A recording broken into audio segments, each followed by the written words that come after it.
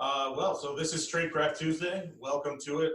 This is a show that Kyle and I started doing 3 years ago. Yeah.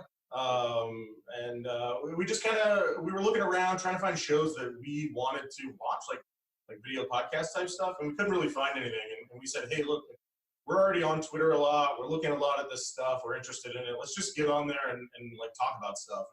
And so we did, and we kind of broke the show up into a couple of segments, which we'll go through today, where we usually start out with like the news, what's new, what's happening, what's interesting in security, and then we'll usually get into some topic where we'll talk about something, and what we like to try to do is educate people.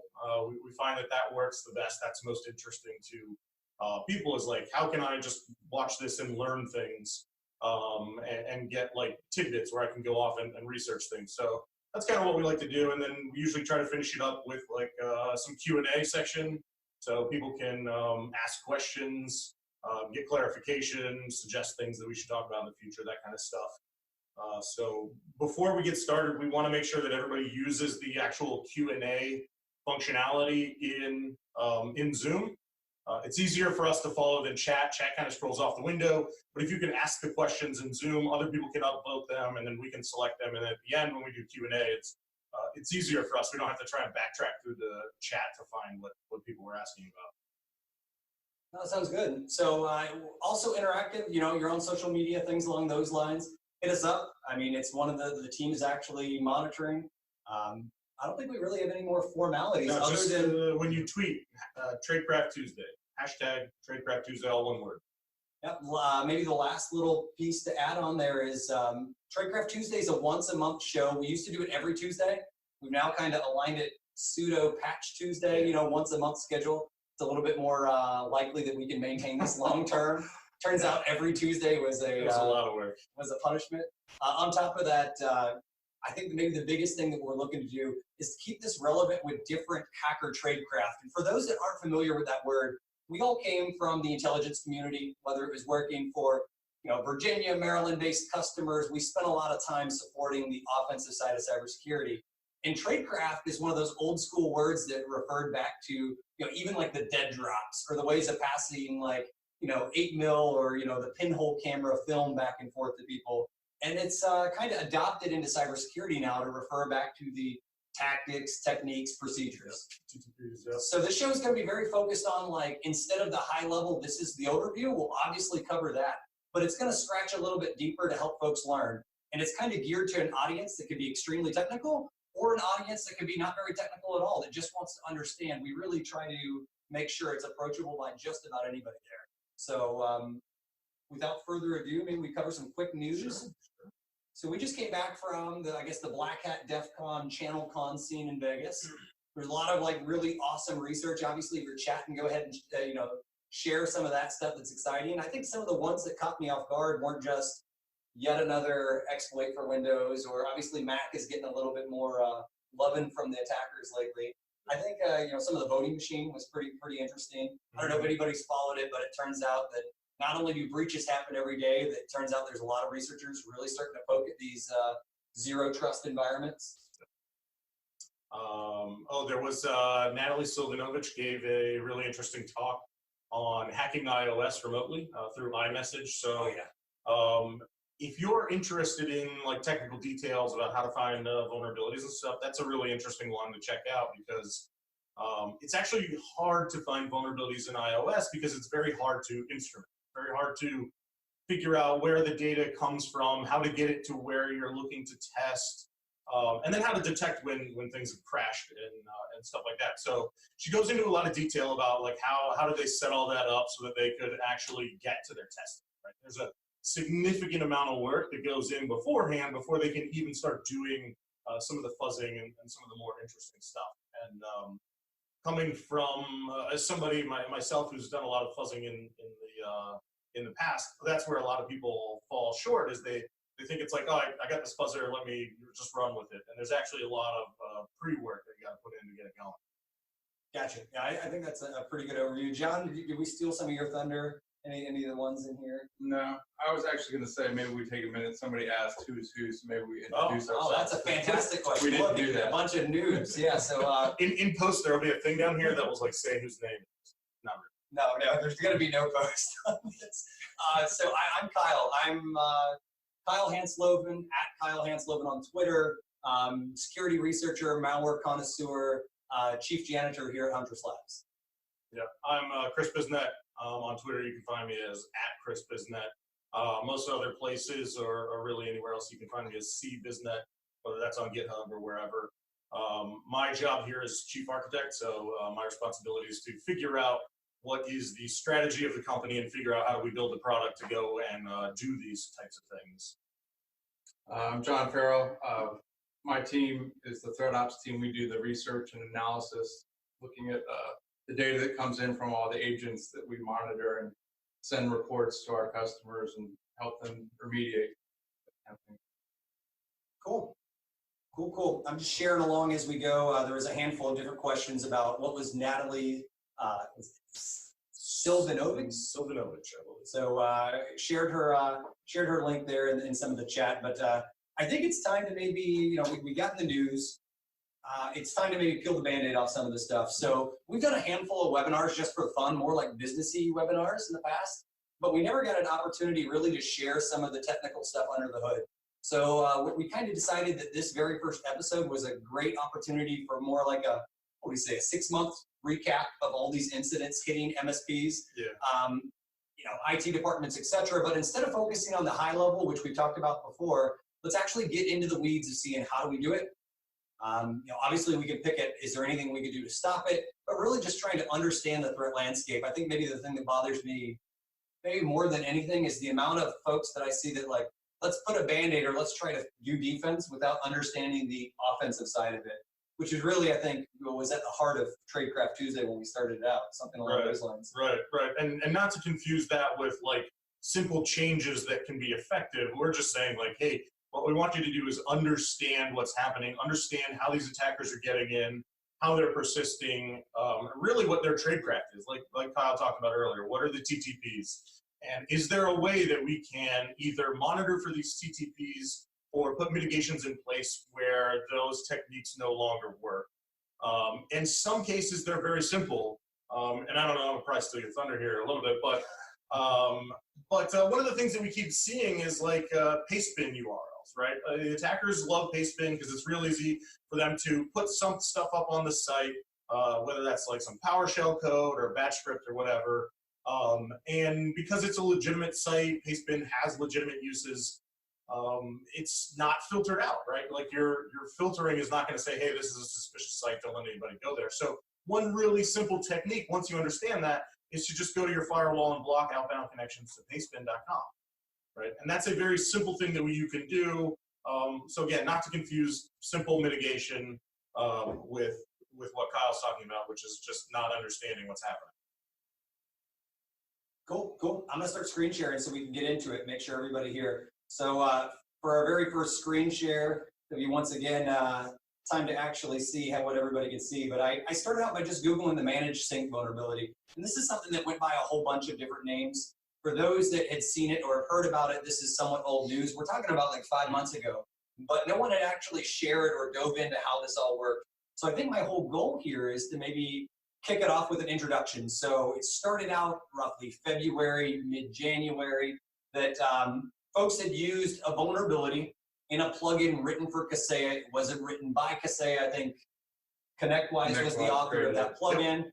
And the attackers used it to gain remote access. So without any credentials, no matter what the two-factor setup was set in, this would allow somebody to deploy ransomware to all the hosts.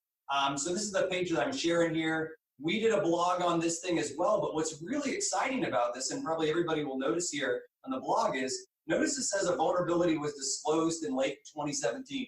So it wasn't the Huntress team at all that discovered this vulnerability. It was actually a researcher that went by the name of Alex Wilson. It was an Aussie, did great research, and actually shared it on GitHub and said, you know what, I think there's a vulnerability. Turned out, though, hackers were just, would you say nefarious enough, shady enough, waited for the right time, yeah, whatever it was. I think it was just a target of opportunity. I think they found it realized through some scanning that there were a lot of people who were vulnerable and said, hey, look, maybe we can turn this into something where we can get a bunch of breaches and install ransomware and try to turn our, breaches into money. Yep. So, all we published at the time, just because we were a tad worried about people getting exploited, even though there was a patch or a way to remove this vulnerability, we were still worried about people getting abused. So I think now is the right time to actually share how it worked rather than this high-level blog overview. So to maybe get started, Chris, when we first learned about, the exploit, right, managed IT sync, we didn't know what was going on. No. Right? We had an idea. We had seen some vulnerabilities in the past that were used to install crypto coin miner, Yes. but we really kind of flew into it blind. Well, we worked backwards on this one. So in this case, we got a call at like 10 o'clock at night, I think, from one of our customers who was in the trial. They've been in a trial a few days, and they called us and said, hey, everything's encrypted. Can you help us? And so we immediately took the phone call. We dove in. We started asking questions like, hey, what do you have? What's your stack look like? And they started going through it. And then quickly they said, hey, look, we think it's Kaseya because all of our machines are encrypted, right? It wasn't just one machine. It was like every machine we have. And the ones without VSA did not get encrypted, right? And so we started just Googling, is there a Kaseya vulnerability? Is there a ConnectWise vulnerability? We were kind of going through this stuff, and we eventually landed on what we found here, which was the published thing that was on GitHub that had been released in 2017. And as we started looking into it and we started to pull the thread a little more, we said, hey, wait, these dots seem to be connected. So I'll give huge props. This is the page that Chris is sharing or talking about right now. It's a GitHub URL that just flat out says like, hey, this is a proof of concept exploit for Kaseya VSA and ConnectWise. It's the integration between the two. That's the word why it calls itself managed IT sync, yep. Right? So from VSA to the PSA is how that works. And look, over 2 years ago, Alex disclosed this and said, hey, there was an issue. Some people removed it, some people patched, some people never heard of it before.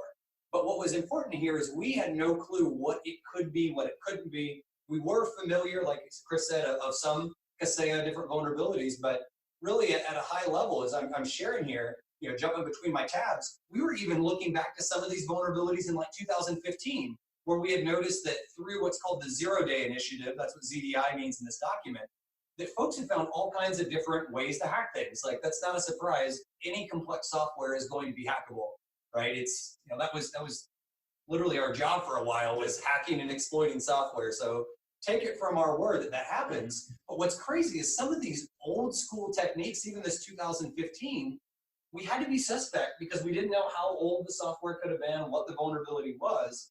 And if we go in here, we actually take a look at this redacted log that comes in here. Give me just 1 second. We started out with a log that looked a whole lot like this. So it was a whole bunch. If you take a look, this is generated from Kaseya, correct? Yep.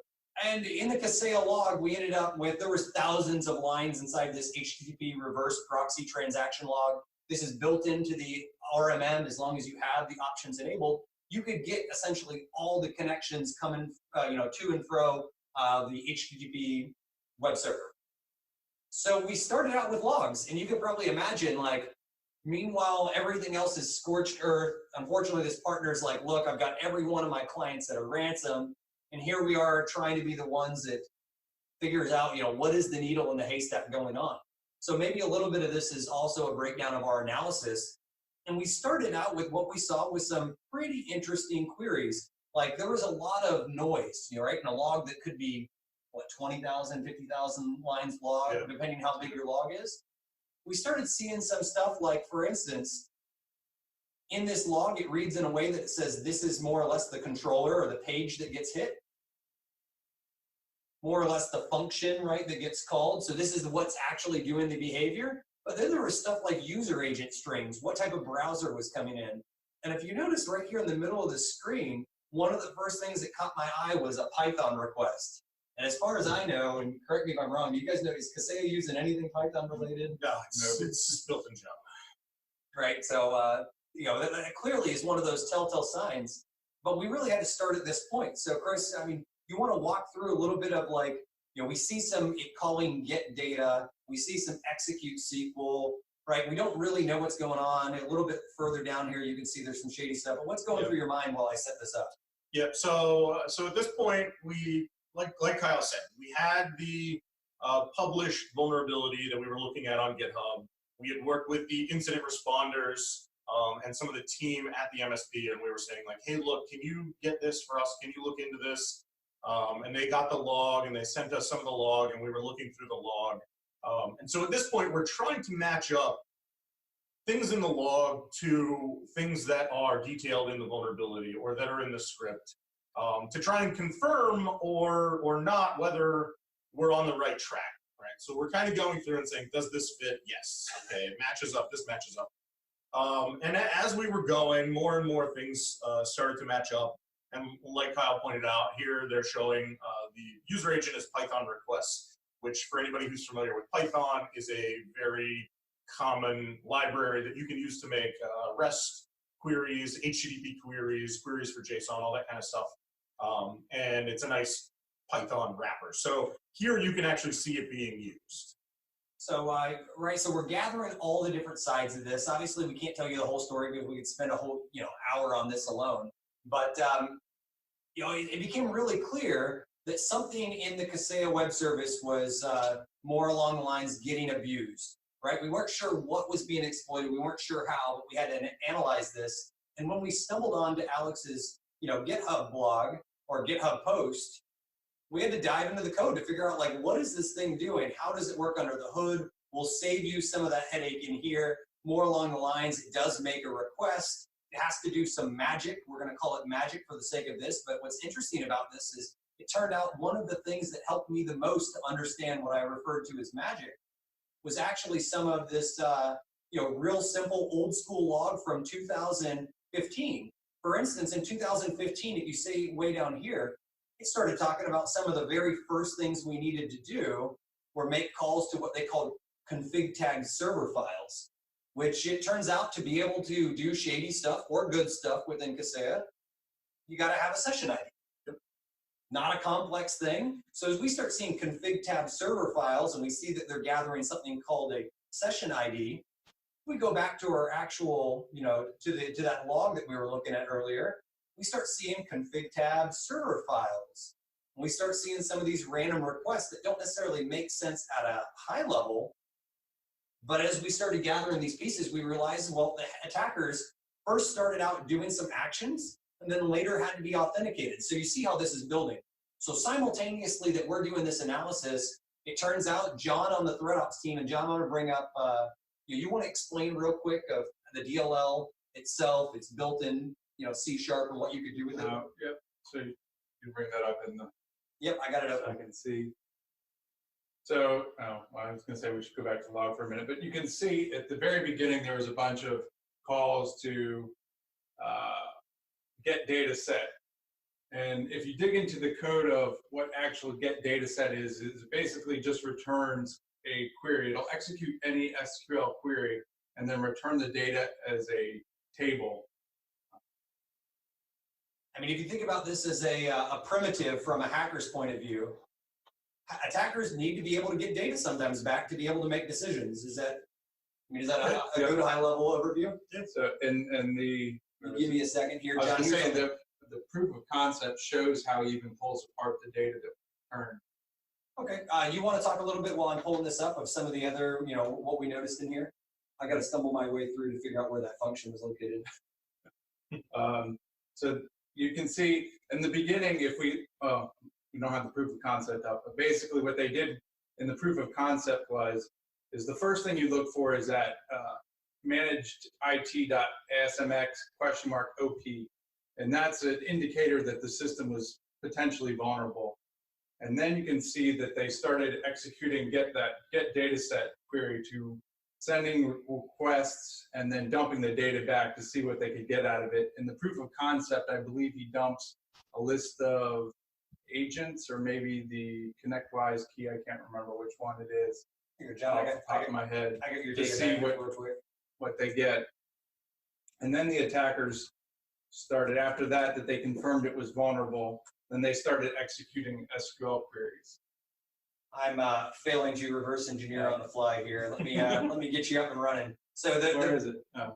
Real quick, get data set is the function John first mentioned that effectively says, hey, I'm going to gather you data, give me your SQL string, I'm going to return you data. I think all of us that know anything about security, for those that don't know anything about security, obviously being able to execute direct commands within your SQL database is scary and dangerous, right? So we get the idea, even scarier when its function is called get you the data set and it will return it to you. So sometimes people think about these as vulnerabilities that are like super complex, you know, heap corruption, buffer overflows, but this really is more like a feature, right? It's it just ran anything. You know, the execute SQL is the next command that John was talking about here, which I'll go down. If you notice the biggest difference between these two functions, one will work as a getter, gather you data from the database.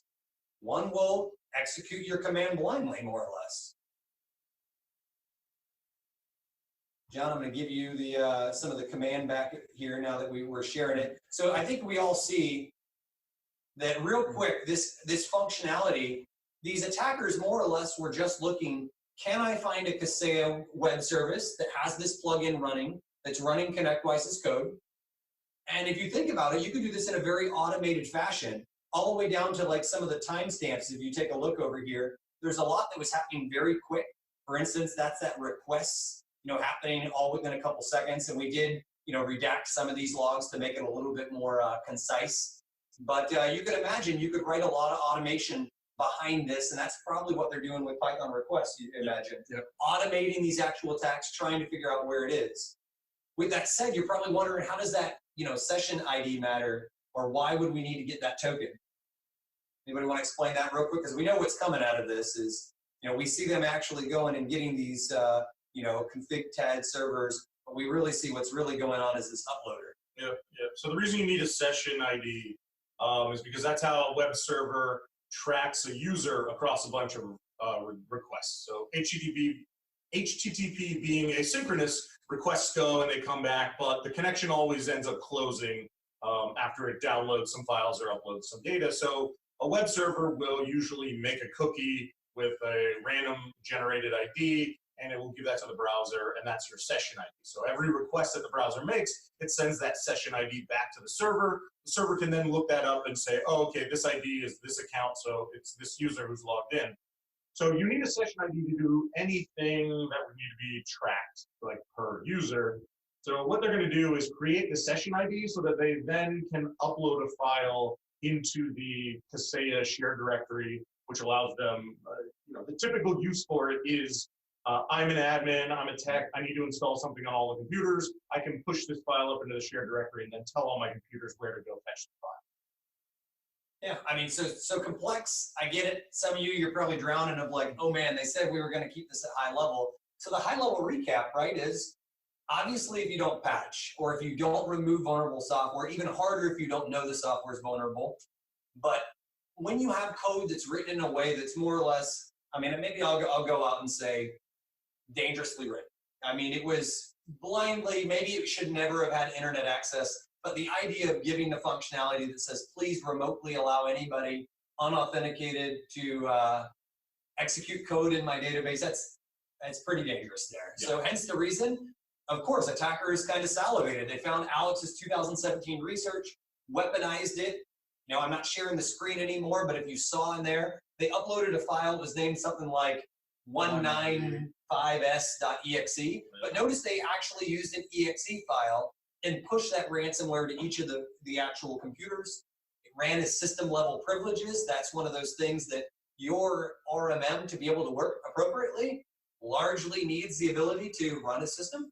So things like that are really a kind of a worst case scenario. I mean, it really is pretty rough of when these happen.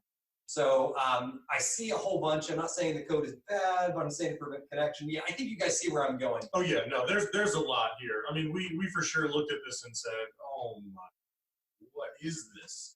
I think probably what happened is this was probably some intern summer project or something that they spent a very short amount of time on, where their customers were saying, hey, you know, we're using ConnectWise, we're also using Kaseya, we'd like to kind of be able to merge the two. And since being able to merge the two makes neither company more money, nobody was really interested in spending all that much time and money on it. So they made something that worked, and they probably moved on and forgot it even existed, right? Probably just sat on the shelf, and no one was complaining because as a user, it just worked, right? The problem there is, like, if you never look at it, you actually don't, maintain it, no one's going to know that it has these really poor vulnerabilities in it that were, like I said, probably added just to make ease of implementation. Can we get a proof of concept? Which is great, but then you got to take it to the next level. I'm like, okay, now we've proved that the concept works. How do we make it robust and have error handling and authentication and stuff? I think they just kind of skipped that and just said, well, the proof of concept worked. Let's move on. All right, so I'm grabbing this bull by the horns for the record, and I see everybody here has asked some of the questions. We're definitely going to be sharing source code. We're going to be sharing links. Anything that we can redact at the end of the day, we're not huge on disparaging anybody, not the MSP, not the vendors. This is education based. So we'll definitely share as much as we can for anybody who's asking on that side of the house. You'll find links to just about everything. I'm sure some of it will end up on GitHub. But moving on, so we saw a handful of these attacks. I think of vulnerable Kaseya instances, does anybody remember on the scanner? It was like 10, maybe max. Yeah. I think we had a couple of customers that came, and a couple, MSPs not related to us at all, came and told us that they were ransomed. Mm-hmm. So I would say, though, but total attack surface area, maybe 5 to 10 off this particular instance that we're aware of, and it could be much larger. But that gives you an idea. 5 or 10 MSPs, all their clients ransomed all at the same time. Bad scenario. But, folks quickly realized, like, okay, we got a patch. And then this got us into, March? And I think March is all of a sudden when we saw things go from building to maybe really starting to accelerate. So anybody that's a longtime viewer, they know that we've talked about breaches before. For those that are brand new, I mean, there's a lot of different ways to run shady code. It doesn't always have to be that sexy vulnerability or 0 day, right? Sometimes it can just be, let me abuse the functionality. Yep. And John, would you say most of the cases that you actually see of the malware, especially ones like this that are attacking MSP tools, most of them probably aren't exploits, are they? No, they don't seem to be. Seems like reused credentials or weak credentials or something like that. Somebody gets into the RMM or the Screen Connect, VNC type software, and then they just use the feature against you. So I think it was really important as we were looking at what we could break down. We wanted to talk about a scenario where we noticed the hackers changed their tradecraft, right? Because this is what this show is about talking about the techniques that people are using. So notice in Kaseya, we saw initial access through some type of exploit, and then we saw them deploy an exe file for the payload. Anybody who read the overview about Tradecraft Tuesday saw we're going to talk about something called a trampoline. And trampoline probably doesn't mean what most people think it does. It's not, maybe it's fun to jump on if you're a hacker, but it's not the physical trampoline. So Chris, you want to give a hacker breakdown? What's a trampoline? How's it used? How are we using it? Because we're kind of abusing the word. Yeah. So usually in like hacker parlance, a trampoline is something that you're going to use to get from point A to point B, right? Point A is usually I'm doing something, I'm abusing another process, but I need to get into a process that I fully control or be able to execute some code that I fully control. But getting from A to B might be a pain in the butt, right? I might have done some in-memory corruption, and I might need to escape this process and start another process with shellcode. So my trampoline might be shellcode in that case that allows me to start another process.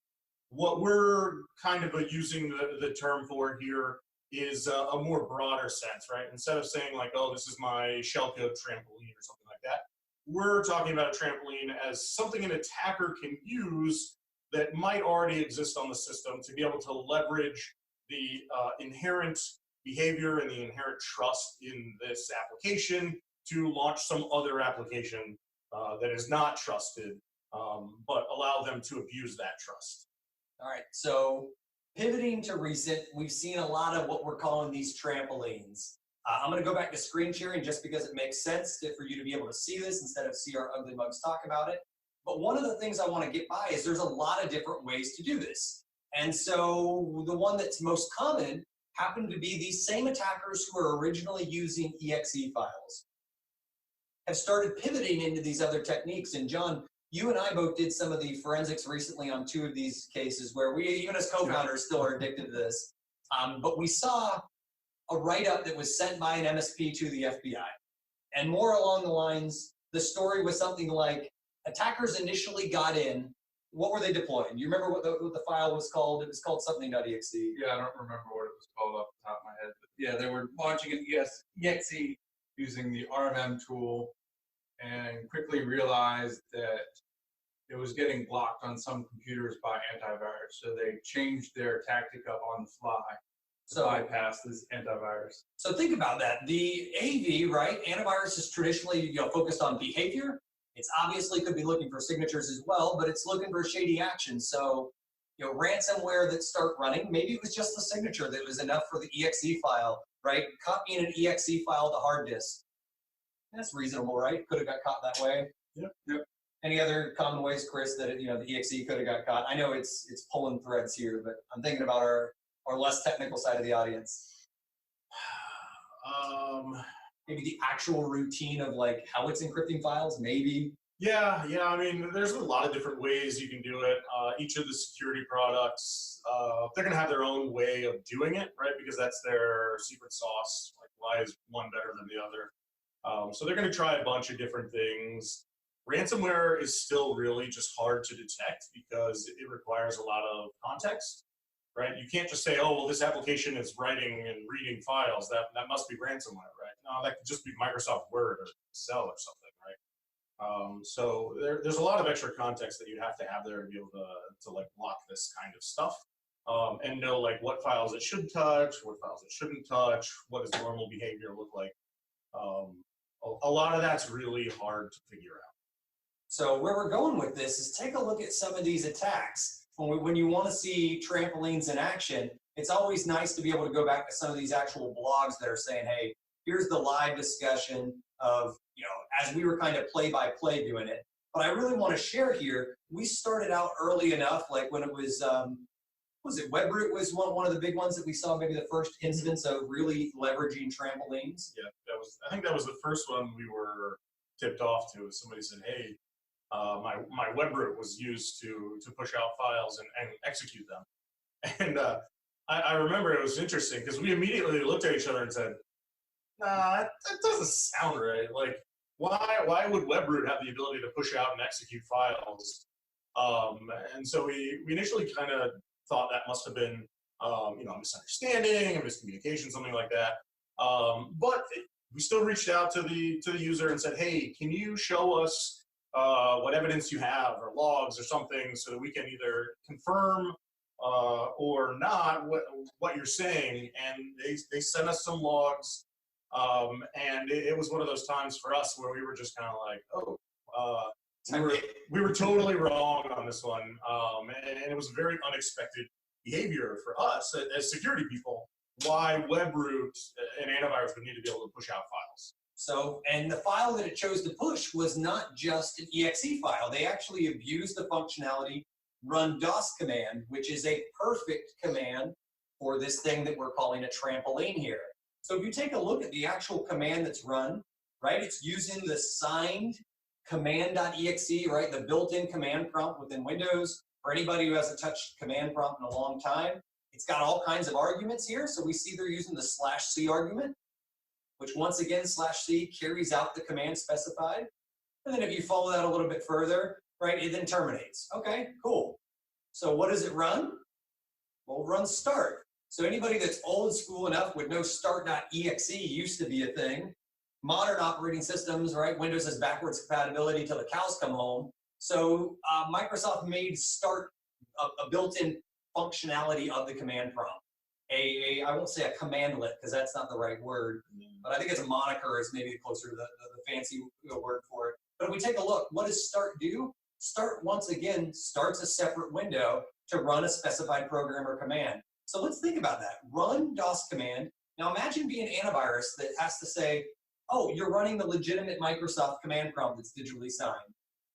Oh, and now you're calling a new command. Oh, once again, you're using start, which is more or less the command prompt again. Which once again, calling PowerShell.exe, I think anybody in here that's a sysadmin knows what PowerShell is, but just in case, right? So PowerShell is a great functionality for doing all kinds of awesome commands, commandlets, automation. It's more or less extremely powerful way to run all kinds of code in a scripting language like format. So we see, right, we've already got, what, 3 bounces. Mm-hmm. Trusted antivirus calling to command, calling to start, calling to PowerShell. So maybe that's 4 if you count the first one as legit. Right. So that's that type of trampoline that we're talking about. So let's see what it does a little bit more. We see up here on my window to the left, it starts calling PowerShell with the options of run your window as hidden, and then some garbage that turns out it's base64 encoding. And one of the telltale signs of base64 or any base type encoding is sometimes you can see padding on the end, right? Base64 isn't the only base encoding, but generally speaking, it's well supported. Fast forward to some of the Ninja RMM instance, and we see here Ninja was used to seed ransomware. And we go take a look. Once again, Ninja wasn't vulnerable, just like Webroot wasn't vulnerable, but they're using the built-in functionality. And we take a look at this built-in command. This is one of those aha moments of the hackers have clearly pivoted, right? They're happy using command.exe to start to PowerShell. But hopefully what we're asking here under the hood is, what's in the base64? So while I get some of the live demo stuff up and ready, anybody want to explain that base64? And I'll obviously go back and forth with sharing some of the screen. Oh, are you going to show the base 64? Yep, I got the base64. I've got a window here that's just an online decoder. Oh, I see it now. Okay, so the base 64 decoded down at the bottom. Oh, Yes. it's scroll down. There we go. You can see it's just another PowerShell command. And in this case, what the attackers are doing is they're starting a process. They're starting another version of PowerShell that's using download string to download a file from pastebin. And then they're invoking a function in that pastebin PowerShell. What's interesting about this is they always, the first thing they do is they check if it's an AMD 64 machine. So if it's a 64-bit processor, and if it is, they're calling the 32-bit version of PowerShell, which is that. Even though it's syswow 64, it's actually the 32-bit version of PowerShell. Otherwise, they always call, or otherwise they just call PowerShell directly, which on a 32-bit machine is 32-bit PowerShell. And I was going to say, this is one of those things that's going to become much more important later when Chris helps break down some of the injection techniques. So I just want you to keep in mind, these attackers, right, went from Webroot to Microsoft commands to PowerShell, now to 32-bit PowerShell. And when we talk about injection, that's one of those things that will matter a little bit more. So, all right, John, I'll kick it back over to you. But while you're running down there, we notice, I think Chris already shared, pastebin, pastebin, pastebin. Every freaking day we see pastebin being used. Most MSPs, sadly, like it's hard to turn two-factor on for all your users. It's not hard to go into your DNS filter and turn off pastebin. Right. Please, like for the sake of everything, it's one of those, like this is, John, is this the one we found last night? Yeah, it's still up and running. The one that's still up. I was going to say, how many have we requested to be taken down, please? Infinite. So this one was up since July 28th, and we just discovered it because the hackers are actually doing some really cool techniques. One of the things that's disturbing is when John and I saw this earlier, it was 78 yesterday. Yeah, it was 78. So if you think about it, pastebin is taking a look at every time somebody's coming from a NATed IP. So theoretically, right, the low end could be 30 new people were encrypted. The higher end could be 30 different, requests from NATed machines. 30 different companies. Oh gosh, yeah. I mean, yeah, that could be 30 different companies on the extreme end.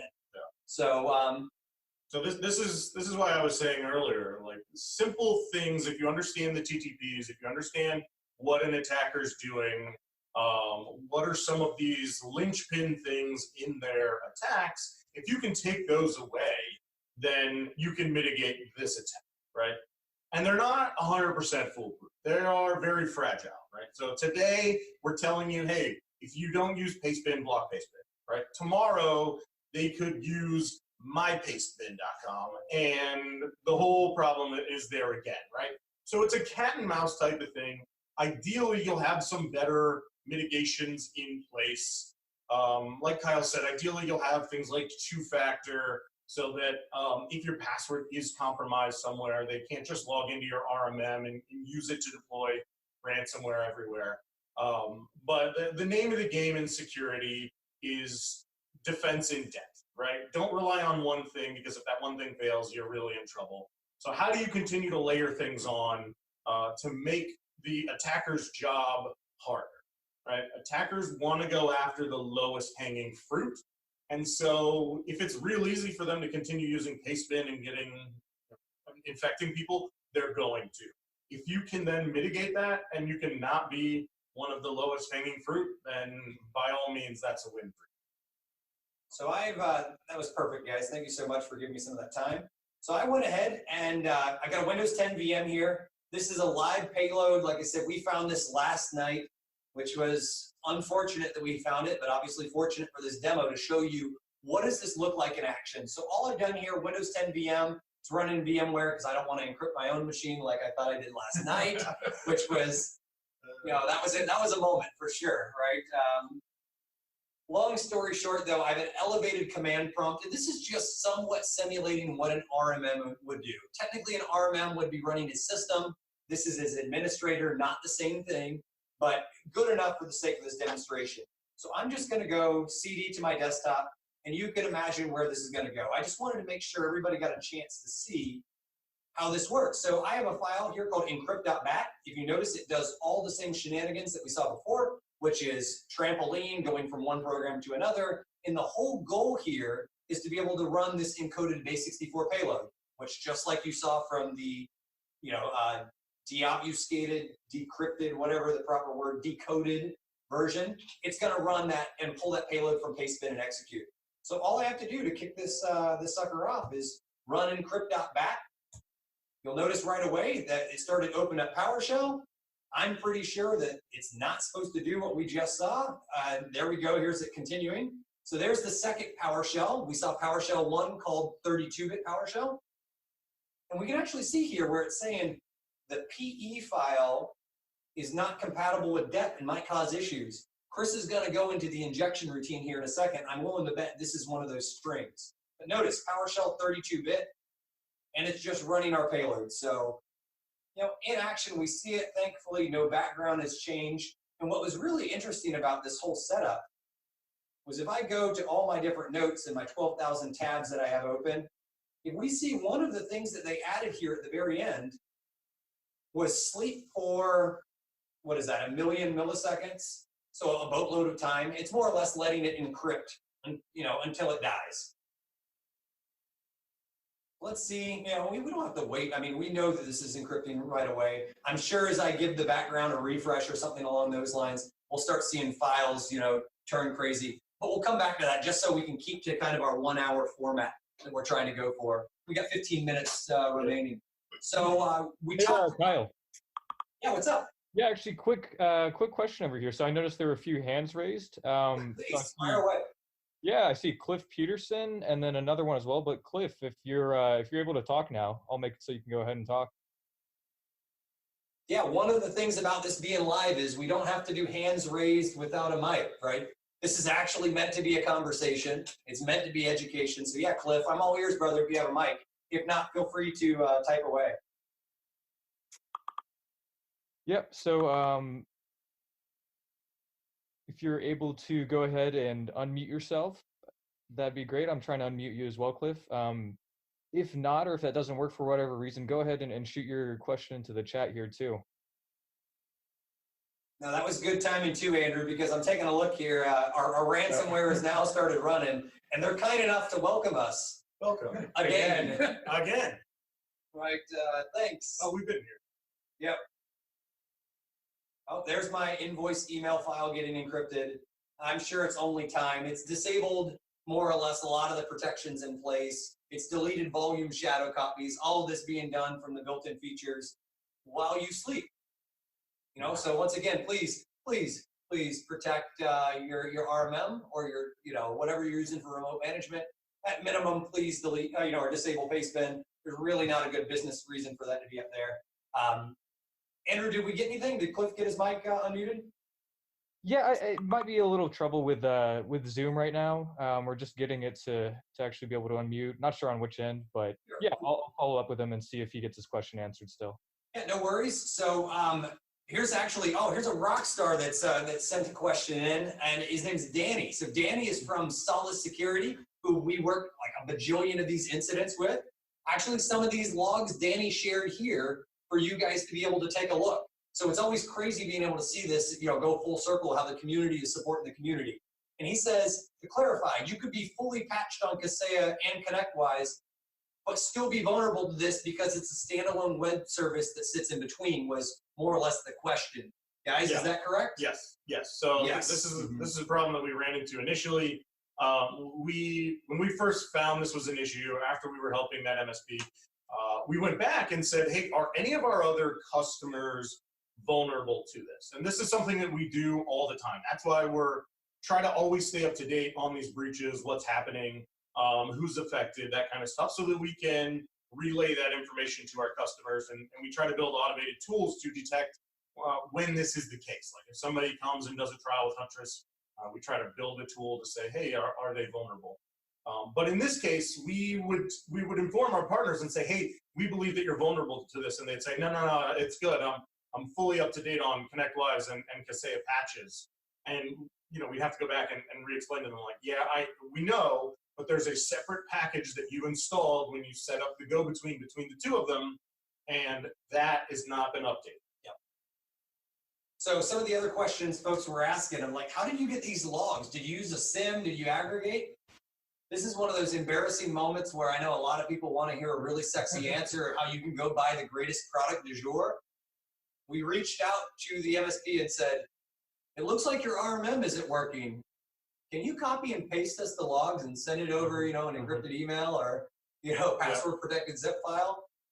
Yeah, these are just simple logs. web server logs. I mean, nothing special. Obviously, at scale, it'd be better if you were aggregating your logs, but we don't see very much, especially in the SMB. There's just not a whole lot. Even if people do have a SIM, then it requires somebody to monitor it. So, somebody's asking stuff, was Tor leveraged at all on this exploit for encryption keys? I think it's a great question. We saw Tor being used for people actually logging into the RMM. That's for certain. Yep. Lots of Tor usage there. We've even worked with the team at Ninja, which has been great, them going through all their authentication logs. Because one thing the entire MSP community is asking is, how do people keep getting into these passwords? And so hopefully we'll have some research here very shortly that shows more on how people are logging into these products. But a lot of times it's looking like it's coming from Tor for the cloud-based products. And in addition to coming from Tor, it's looking like, sometimes the actual connections itself are just single login, no brute force, but that varies from incident to incident. So, all right, we got 10 minutes. Let's start talking, Chris. We see this VM is like, it's ponzered, right? All your files are encrypted. Right, it's had its day. Is that intentional? Is that like a call out to like all your base or belong to us? That's exactly. Okay. All your files are encrypted. Okay. I like the throwback. What is your something your time? Ha ha ha.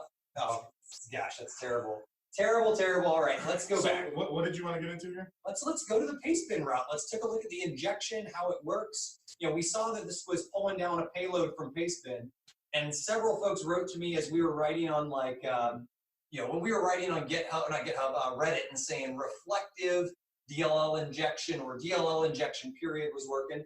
You want to take us real quick down down a little bit of memory lane. What is DLL injection? How does it work? And I'm going to start getting some of these actual files up. All right. So this part's going to get a little bit technical. So if this is over your head, we'll try to post some links, some resources that might help you kind of get up to speed on this. So the first technique that we saw in some of the payloads that were on pastebin is just a typical DLL injection technique. And what we're talking about here with DLL injection is in Windows, a process can run and it can have separate libraries that it pulls in dynamically, so at runtime. That way, every time you write a program, you don't have to rewrite all the same code for the same library. You can ship a library and a bunch of applications can use it. So on Windows, these are called DLLs.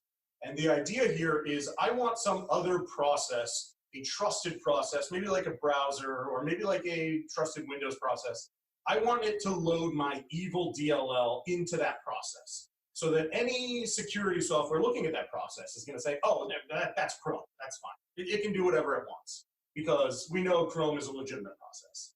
So if I can get my evil DLL in there, I can do whatever I want pretty much. And any security applications are just going to ignore it because they've already whitelisted those applications. So there's a bunch of different ways you can do this.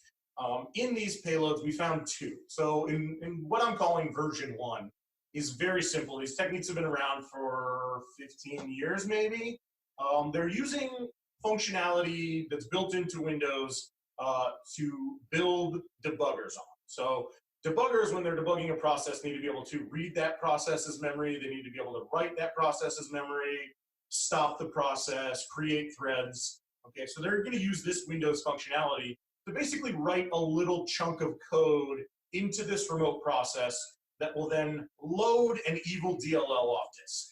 You want to share? I've got a fancy GIF here, Chris. Oh, that you found didn't tell me that. No, I just found it on the fly. They were watching me screen share. Fantastic. So obviously, we got a lot going on, and it's a GIF. Yep, So you're just going to repeat yourself every 6 seconds. Yeah. So here, okay. So we have the malware process, right? It drops a DLL to disk. It injects into the target process, and it tells the target process to load that DLL via this thread that you can see here that pops up in the middle.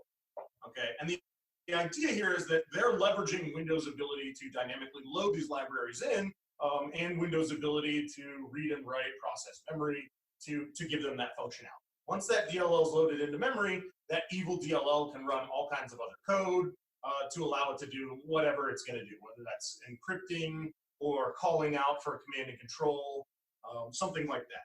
So that's version 1. In version 2, the attackers got a little more sophisticated. And this is probably because the DLL they were dropping to disk was likely being detected by different antivirus products, which was affecting their ability to encrypt systems and to make money. So that alone forced them to change their TTPs. It forced them to do something else and required them to become more advanced. So they then took this other technique to the next level, where instead of dropping the DLL to disk where an antivirus can find it, what they decided to do was inject the entire DLL into memory. Now this is called reflexive DLL injection. So whereas before they were relying on the Windows DLL loader to load a DLL from disk, they now have to implement all that functionality themselves. So they copy the DLL into memory into the remote process. Brains are melting here. They have to do a bunch of fix-ups to make it work. All the stuff that they used to get for free from Windows. And then they're doing the same. They're calling a thread to say, hey, evil DLL, go and do some stuff. And the reason that this is more advanced and requires more work from the attackers is they have to rewrite a lot of the code that's been in Windows since Windows 95 for DLL loading. So there's a lot of stuff going on there, a lot of really technical crap. But just know that in version 2, they didn't have to write the DLL to disk, which means that antivirus was going to have a harder time finding. So let's recap real quick, because I'm sure we melted brains, and that's a-okay to be lost. I can't tell you how many times I begin an investigation, and let's be real, I'm not investigating garbage these days. I write PowerPoint slides. But John and his team and Chris and his team, as they're looking into these instances, we jump in not knowing. It's okay not to know or have some of this stuff just absolutely drown you. So if you think about how we approach this, right? This was nothing more than coming back down to the example earlier. We had this giant base64 decoded blob, which, by the way, I'm decoding here on a web page here to make make it easy for you guys to see. Be careful when you're doing stuff like this and decoding it online, not from a security perspective, but more along the lines from a privacy perspective.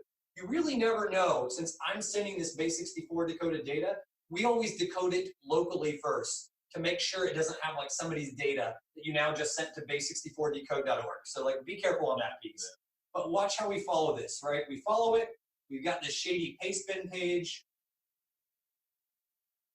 Right, Chris was just melting brains with all the crazy stuff happens, but a lot of this is code. It's actually PowerShell-based code, and some of the stuff that they're doing here, for instance, is actually going and saying, you know what, I'm going to force this to version 2 of PowerShell. The reason for it is PowerShell 5 has all kinds of awesome logging mechanisms, and by downgrading it to PowerShell 2, it's an actual attack that forces stuff to go by or bypass some logging mechanisms. Right. So there's a lot going on in here. So just search for DEP. A lot of them. Which one are you in? Which file are we in here? This is the one they Tell me what the name of your at the very top is named. Oh, is this a PE file? No, this is that PowerShell that you pasted in. It just has that. I was going to show you the warning that you saw before, where it said this has depth. Gotcha. So here's one of them. PE file is not an exe. PE file is being reflectively loaded or is not ASLR compatible. So the problem that we have between Chris and I is we have so much stinking malware right now that we actually can't find the new upgraded version that Chris was talking about. Yeah, but do you remember what the invoke was? COCWW. All right, so let's go see if I've got Chris's COCWW here. All right, here it is. So Chris just mentioned, what was it? Just DEP all cap. PE file is not compatible with DEP. Cause an action warning. So that's the actual changes between their code. One of them is better error handling or better warnings, ironically. And if you were paying attention earlier in the VM when Kyle was encrypting his data, that was the warning that was displayed in PowerShell. Obviously, it didn't matter because the DLL was loaded into memory just fine. It seemed to work okay. Not dropped to disk, injected into the process, and obviously it got its job done. So injection is hard to understand, but one of the benefits is obviously less putting on disk when you're injecting it into trusted processes. That's fantastic. Ironically, I was just taking a look at our Twitter feed earlier, and I'm pretty sure that what the marketing team shared, let me go make sure I'm not full of it real quick, but I'm pretty sure, I mean, injection's been around for how long, Chris? 20 years? Yeah. Forever? I mean, if we're taking a look at like this, every day we see Pastebin being used.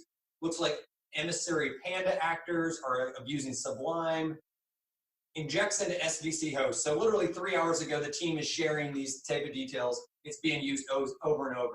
So, all right, top of the hour.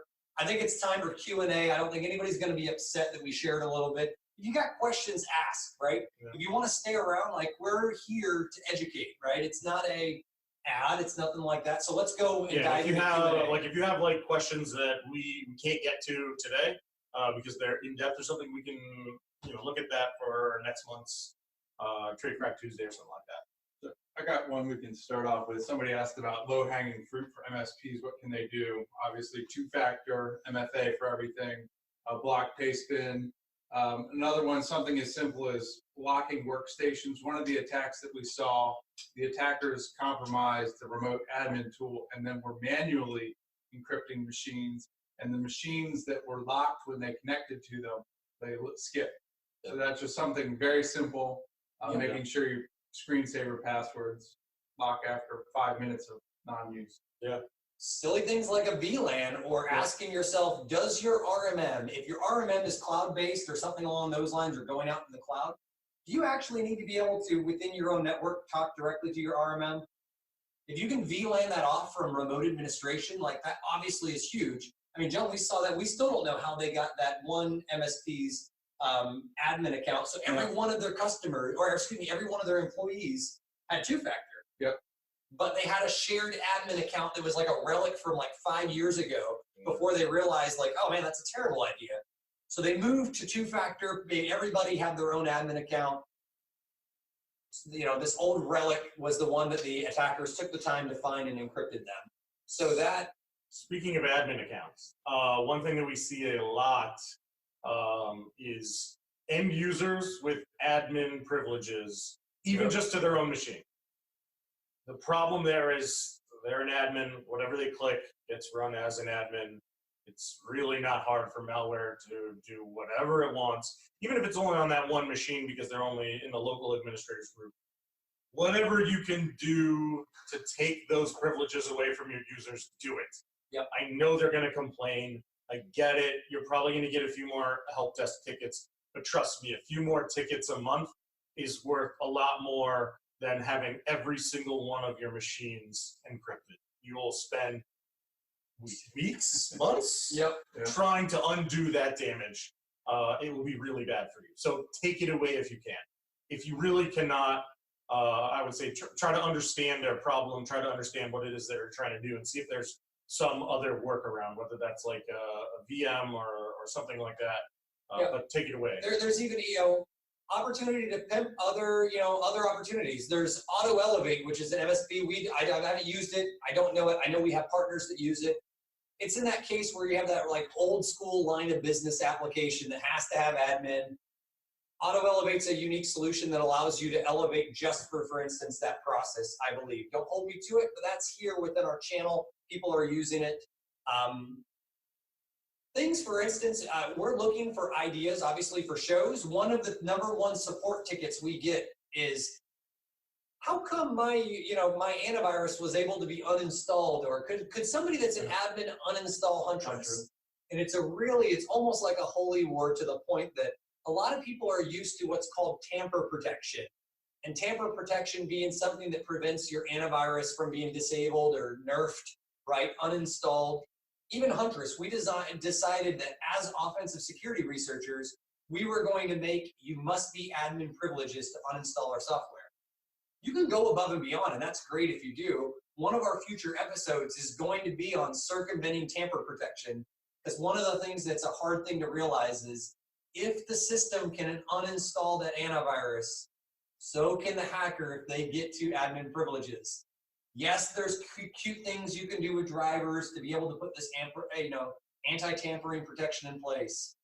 Our job was to bypass these mechanisms. Take it with a grain of salt, but that's another episode. You could do stuff like application whitelisting as well. I know that's almost like one of those, wars between, it generates you a lot of tickets. There's vendors in the area that are also trying to make that better. His name is MSP Threat Landscape, one of them. I haven't used the product. I've met the founder. Danny seems like he's a good guy. Obviously, test it, take it for a spin. Take it with a grain of salt. Our job was bypassing stuff like application whitelisting. Yep. Your application whitelisting allows you to abuse legitimate applications. That's something that makes that harder. So more questions. What else? What else do we got? Oh, goodness. Somebody's trying. I know you guys are too nice to say it directly, but I'm seriously interested. Both companies say how secure they are. ConnectWise told us about SOC 2. If you had to point fingers, whose fault is this? The fault is us as MSPs. There could be better software. This is Kyle's opinion. Chris, you're going to have different opinions, and you'll see that amongst founders. We're the supply chain. No matter what, let's be real. Let's take all the technical stuff and talk about business. Our clients are going to hold us responsible no matter what vendor it is. And maybe later it gets settled in court of who sued who, but you best believe your clients are going to sue you if your MSA doesn't protect you. And even if your MSA does protect you, they're still going to do it if things get really bad. So that's my take. I think vendors are bad. I think they could be better. I think Huntress does a lot to not be bad. I think we're just as susceptible as getting hacked too in the future if we don't keep up on that stuff. It's just really hard to be perfect. So that's my take. Vendors suck, MSPs suck, we all suck, but that's security. Let's focus on enabling productivity. Let's focus on the positives. There, you heard it from my mouth directly. Yeah. Challenge me. Somebody say something that's controversial. You suck? No. Yeah, you just told everybody they suck. Yeah. I think that was controversial. So yeah, I will say do what you can to protect yourself for the things that you can control. We've seen a lot of breaches in the last 3.5 years that we've done this. Every time we look into one, we go into it with an open mind, trying to figure out what was the result of this. Only a handful of times have we come out of it and said, hey, this was the result of a vendor's poor code or a vendor not patching. In a lot of cases, it was oh, the MSP left RDP open. Oh, the MSP didn't have two-factor on their RMM, right? There's a lot of stuff that you can control and you focus on that, right? There's no excuse necessarily for vendors having poor code, unaudited code, untested code. The best that you can do is kind of push them and say, hey, this is bad, guys. You need to be better, or I'm going to go somewhere else. But you also need to focus on the things that you can control today, and do those things. Okay, I'm going to move for a question. Somebody said, since techniques like create remote thread or create thread and load library are well known and easily detected, I don't necessarily know if it's actually easily detected. We still see poor hooking, but I'll take it, I'll bite. Have you seen more malware developers manually shifting to mapping their payloads into targets? The second technique that Chris actually shared was they were actually getting technical, finding the base address, fixing up the import address table, manually mapping the process into memory. So yes, that is becoming a thing. Screen sharing real quick, just because it just happened like while we were at Black Hat. One of the things that came up was a company, I think their name was Safe Breach. They're not in the channel, but they actually just released an entire breach and attack simulation platform that came out, and they said, look, gotta catch them all, just like Pokemon, gotta catch all the process injection techniques. So they dumped something like, their tool is called Pinjectra. Super easy tool, it's on GitHub, allows you to be able to inject into 64-bit processes, and it has like 10 different ways. There's another thing by, I think it's our friends at Endgame, have a blog that's from 2017, injection techniques. So we go take a look, 10 injection techniques. So anybody who's really looking will obviously share these links, but here's Endgame's blog on it from 2017. 10 ways to be able to do process injection. Classic load library. Hey, that's where that gift came from. Oh, nice. Nice. Thank you, Endgame. Thanks, Endgame, for that. Credit where credit's due. Yep, PE injection, process hollowing. What's crazy is these techniques are super old school, but there's actually processes that do injection for like legitimate reasons. So they end up in that catch-22. So I personally don't think there are a lot of security tools that are, like you said, trying to catch this stuff, trying to catch 99% of applications are not legitimately calling write process memory or create remote thread. There are a lot of security applications that will catch that. I don't know if they're all going to catch that. I don't know to what extent, right? There's a lot of times where somebody will, find a bypass. Oh, if you do it in this weird way, this doesn't catch it, right? So it's not 100%, but yeah, there are a lot of security applications that are trying to do exactly that, detect these calls that are not commonly used by normal software, but routinely used by malicious software. So David Randall actually asked, he said, hey, do we think more RMMs and AV vendors are going to start using some of these languages? He used Golang, but could be any language that does a little bit more like static linking to prevent DLL injection. Well, it doesn't prevent DLL injection. It doesn't use DLL injection by default. Some of the other reasons, for anybody not familiar, some of the other reasons why you'd use like a .NET or a Golang or Rust is the way they've architected the language. It's safer, it's not 100%, but it's a lot safer from memory corruption vulnerabilities. We use Golang. The agent that John and his team build is written in Golang. But like we said before, a lot of these attacks were actually not memory corruption vulnerabilities, so it wouldn't have prevented anything. I mean, we showed, if you watched the webinar that we did, was that 2 months ago? Breach breakdown. We showed tons of videos where people were not using memory corruption. They were just connecting to Screen Connect, copying a file over and double clicking it. Yep. Right, like that was last 2 Saturdays ago. That was another one of those that we ran into. It was just logging into Screen Connect. And so yes, you could rewrite all your software in Rust or Go or whatever. Not going to protect you from that. Yep, and then DLL hijacking is a separate. Can they get access and then use other things? There's all kinds of this that makes it hard. So let's. Some of these other questions are pretty solid. Here's one that maybe you don't know. One or two more. Yeah, we'll take one or two more, then obviously go after it. I mean, we got all kinds of other ones. But somebody asked us why we started the company. Ironically, Interesting. My whole thing was, one, working at NSA was really fun, but also had a lot of overhead, right? So post Snowden, I left. I'm glad I left. Felt good to go back and give. I also, like you, why did you start an MSP, for instance, for those operators out there, or those crazy enough to start their own businesses? I wanted to retire, and the government isn't the quickest way to do that sometimes. No. But I also wanted to be able to, give back with my skills. Yeah. So that would be all facets of that one for me. What about you guys? So I can say for me, I mean, I worked under a lot of people. I saw a lot of stuff happening. I just felt like it could be done differently, done better. Like management, how to run the company, core values of the company. Like, I looked at the places I worked and said, like, why'd you do it that way? Like, you didn't have to. Just be straightforward with your customers. Like, do this. And so for me, starting, a company gave me the ability to call those shots. I no longer had to go to management and say, hey, what do you think about this? And they would be like, yeah, whatever, we don't care. We could say, hey, no, this is how it's going to be. This is how we work. Somebody said, come on, say it. We wanted more money. Yeah, money's definitely part of it. Oh, no, we're not doing this for free. We put in way too much work to be doing this for the good of mankind. I mean, to F up hackers is definitely great, but like we could have worked at like FireEye or Cylance or SentinelOne, right? We could work just about anywhere there. So money's definitely part of it. Anybody who starts a company and says they didn't do it for money, I guess it better be like some nonprofit, like doing third world stuff. So some of the questions people asked in chat were, are these products fairly secure if using two-factor? Like at a minimum, two-factor does not hurt.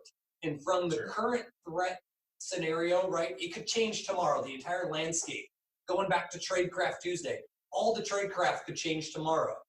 We saw it just in this, this short 1 hour briefing or webcast was the hackers are actively changing the tradecraft. So yes, it could change tomorrow, but maybe the new focus has to be to get into these RMMs, they have to exploit them. That means we've raised the bar. As of right now, they're just using your own credentials or your own admin accounts to get in. So whether it's Ninja, Webroot, we're not seeing vulnerabilities being exploited in mass. The last one we know we have confidence of being exploited was VSA in February. We're currently looking into the Sonic Wall Urgent 11 vulnerabilities to see if anybody's actually exploiting those to get into the MSPs, but we don't have a smoking gun on that. Yep. So thank you for the amazing webinar. What are your thoughts on deep learning to prevent all this stuff? Somebody asked earlier about running in memory. There's a lot of approaches to this, right? Fancy machine learning. I mean, most of Huntress is good old-fashioned algorithms layered on top of each other, augmented with really smart humans. Yeah, you can definitely go deep learning, machine learning. Obviously, it's made big strides.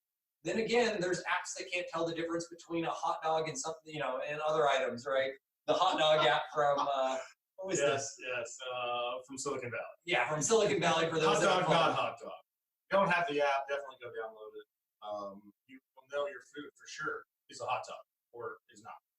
Yep, so I mean, right, AI also being used to teach robots, yet they can't like carry pots of coffee. And then again, like Boston Dynamics makes their robots look like the Terminators. So yes, well, they also joke on themselves too. They got that dog robot that slips on the banana peel, falls over, right? Like, they joke on it. So yes, there is going to be some of this deep learning neural networking that's going to take more load off the humans. But it's really hard. And where it really comes down to it is if AV, whether it's a static signature or a sexy AI model or something in between, they have to fail open, right? If they block your software from working, the same thing that makes application whitelisting so hard is if they hinder user productivity, might as well be dead, right? Users are going to get salty and then revolt against you as an MSP or IT department. So until AI solves that, I think it's going to be a blend forever. Machine learning is just a fancy word for statistics. What we all know about statistics, 83% of them are made up. So Jeremy asked, how critical do we feel it is to get rid of Windows 7? If you noticed, I did our malware demo on Windows 10 today because even I still do my demos on Windows 7. Should we be real with this? I mean, you're not going to get any patches. I don't. Yeah, you could pay for extended support. Do you care about security? Do your customers actually, I'm going to be real at the same time. We're going to see Windows 7 machines just like we still see Windows XP machines. We get a support ticket a week from sales. It's like, well, can you support my Server 2003 box? No. Let's be real. So, all right, I think everybody had a pretty good time. We're 15 minutes over. My last call to action is this audience grew because people shared it. If you thought this was good learning, you thought this was a good opportunity, please share it with your friends. Come see us, by the way, if you're at these booths and trade shows. We do similar technical events like this. At ConnectWise, actually, we're doing a hacking Windows class. 5 hours, 4 hours of hands-on hacking, no sales pitch, the same type of thing we just did here. Yeah, very similar to this. How does it work? What are attackers doing type stuff. Nice. Ryan Dobb, thanks for freaking laying it down, dude. What's the matter with Server 2003? It's old and busted. There, I said it. I don't care if your MRI machine runs on it. If it's that important, put it on a VLAN by itself and don't let it talk to anything. This is going to become Salty Tuesday instead of Tradecraft Tuesday. Yeah. All All right, so thank you, everybody. I'll look in. I saw the note about the virtual class. We do these all face-to-face, but we'll look into it. We'll see what's possible. Yeah. So for those listening, we did hear reports that were some audio problems, and we're going to work on that and see if we can get it straightened out for next time. yeah, People who called in, especially. Yes. Listening. Tom Lawrence, by the way, of Lawrence Systems, is the one who schooled us on most of this stuff. Obviously, he did not tell me to do my audio this way, or it would have been perfect. But huge thanks to him to helping us set up. I think you guys, if you guys, find this interesting, you'll see as Tradecraft Tuesday matures, our studio setup will mature as well. We know the mic sucks. If you only knew, the mic is wired to the monitor. We set up this camera 10 minutes before. And the monitor's sitting on trash can. So, we'll share with you. It'll I'll keep take getting pictures. better. Yeah. But huge thanks, everybody. Obviously, huge appreciation for everybody who showed up. Tell your friends. Maybe we see some good tweets or good, LinkedIn posts. I don't know. We'll pick a random good one and send some swag or some, garbage like that. But huge thanks, and hopefully this lived up to its means. Huge thanks for everybody involved, and gents, thanks for bringing back Tradecraft Tuesday. Yeah. This was fun. Yeah. See you guys next month. Thank you.